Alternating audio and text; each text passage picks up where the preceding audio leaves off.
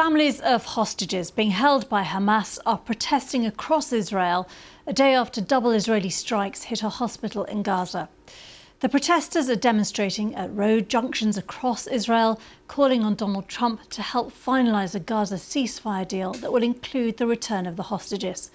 All this comes amidst international condemnation of the Israeli attack on Nasser Hospital in southern Gaza that killed at least 20 people.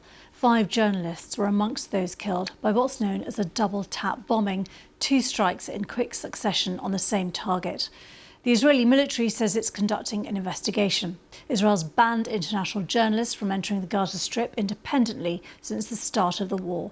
Our Middle East correspondent Yolande Knell has more. "We won't give up," chant hostage families and their supporters.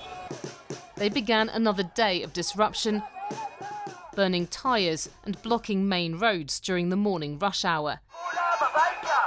They urgently want Israel's government to agree to a ceasefire deal to get back 50 hostages still held by Hamas in Gaza, 20 of whom are believed to be alive. We the people demand you prioritize the hostages, go back to the negotiation table. There's a good deal on the table. It's something we could work with.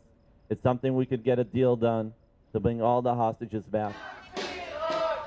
But so far, public pressure hasn't swayed Israel's Prime Minister, with his security cabinet set to discuss the Gaza war. Local reports say that Israeli ministers won't consider the new proposal from regional mediators for a 60-day truce and the return of some of the hostages. Hamas has agreed to that, but Israel now says that it will only accept a full ceasefire deal to bring back all of the hostages and end the war on its terms. And Israel's military has continued to pound Gaza. This was the aftermath of another deadly strike, after the army was told to conquer all of Gaza City to defeat Hamas. There are no militants here. Children and women got killed in their sleep and we recovered them in pieces. Meanwhile, the UN says that an Israeli inquiry into yesterday's strikes at a hospital in southern Gaza must yield results. 5 journalists were among at least 20 people killed. The Israeli PM called it a tragic mishap.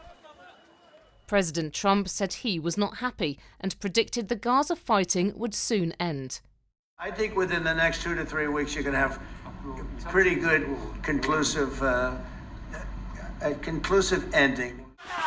But he's made similar claims before, and for now the protests in Israel continue with a growing sense of desperation.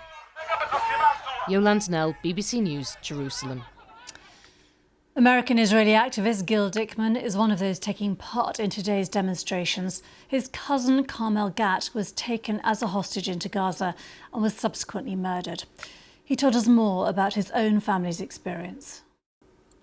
My cousin Carmel Gat was kidnapped from her parents' house in Kibbutz Be'eri on October 7th. She survived for 328 days alongside Hersh Goldberg Polin, Alex Lubanov, Eden Yerushalmi, and many others. And she was killed, executed on at the end of August 2024, just because the IDF forces were approaching the guards that guarded her. The captors decided that they want to execute her and all the other hostages, and she was killed.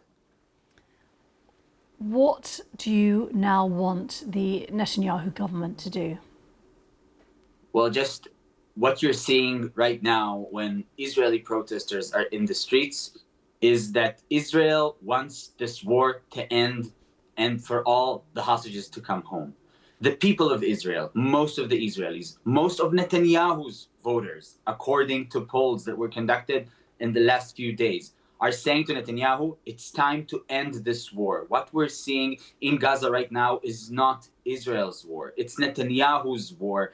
And the suffering that we're seeing on both sides of the border is preventable. We have to put an end to this. There is an offer on the table. There is a deal on the table to put an end to this war. And this is what we're demanding as Israelis, as innocent civilians, as victims of this horrible massacre that occurred on October 7th.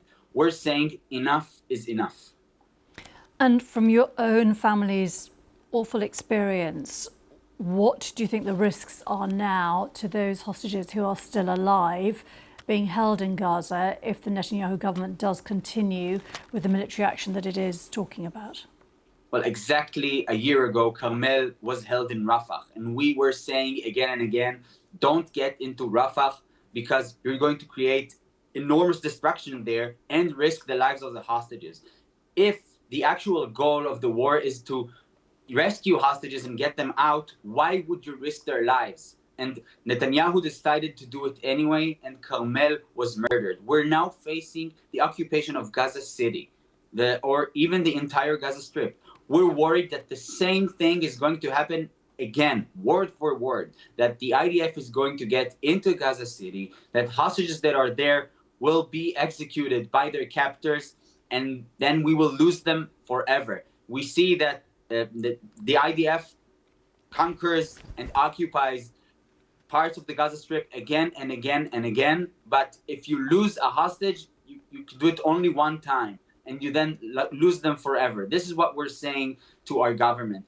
If you really care about the hostages, if you really care about the lives of the Israeli people and the people of the region, the way to do it would be to stop this war, to end this suffering, and to save lives. Gil Dickman speaking to me earlier. His cousin Carmel Gat was taken hostage and later killed.